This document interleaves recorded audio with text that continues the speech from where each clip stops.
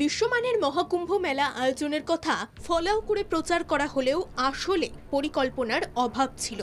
একথা বলছেন দেশের নানা প্রান্ত থেকে মহাকুম্ভে যাওয়া মানুষ, যার জন্য কেউ পদপিষ্ট হয়ে মারা গেছেন, কেউ আবার স্বজনের সংসর্গ থেকে বহু দূরে বেপাত্তা হয়ে গেছেন। উত্তরপ্রদেশ সরকারের তরফে দাবি করা হচ্ছে সদ্য সমাপ্ত মহাকুম্ভে হারিয়ে যাওয়া ৫৪,০০০-এরও বেশি মানুষকে প্রিয়জনদের ফিরিয়ে দেওয়া হয়েছে। কিন্তু এখনো অনেকে আছেন যারা প্রিয়জনদের কাছে ফিরতে পারেননি, যার মধ্যে রয়েছেন বাংলার বহু মানুষও। রামপুরহাটের বড় জোলার বামাপদ রাউত গিয়েছিলেন মহাকুম্ভে। পুণ্য স্নানের পর আর তাঁর খোঁজ মেলেনি। স্বামীর সন্ধান না মেলায় এখন ঘুম ছুটেছে তাঁর স্ত্রীর। মেলা শেষ হয়ে গেলেও তিনি আর ফিরে না আসায় উত্তরপ্রদেশ পুলিশের সঙ্গে যোগাযোগ করেন তাঁর স্ত্রী মঞ্জু রাউত। কিন্তু যোগী সরকারের পুলিশ কোনো রকম সহযোগিতা করেনি বলে অভিযোগ।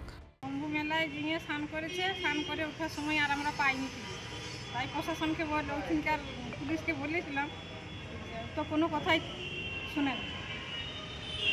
শোনার পর আমরা এখানে এসে হাজির হলাম, ওইখানে সব জানালাম, জানাই কোনো কথাই শুনছে না।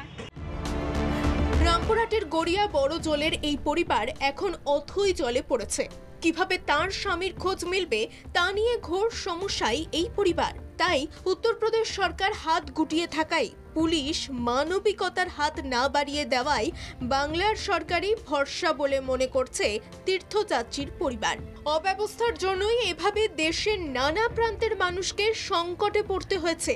কেউ কেউ আবার পদপিষ্ট হয়ে প্রাণ দিয়েছেন বলেও অনুযোগের সুরে জানাচ্ছেন বীরভূমের এই প্রিয়জন হারানো বাসিন্দা। রাজ্য প্রশাসনের নজরে আনতে তারা তৎপর। রামপুরহাট মহকুমা শাসকের অফিসে আবেদন করেছেন যাতে বামাপদ রাউতকে ফিরিয়ে আনার ব্যবস্থা করে প্রশাসন। এখানে বলছে ওই থানা যাও, আবার ওই থানা থেকে বলছে এই থানা যাও, তাহলে আমরা কি করব? আমাদের মানুষ আমরা ফিরে সব জানালাম, জানাই কোনো কথাই শুনছে না। সেই জন্য আমরা এখানে দিদির কাছে এসডি অফিসে জানালাম।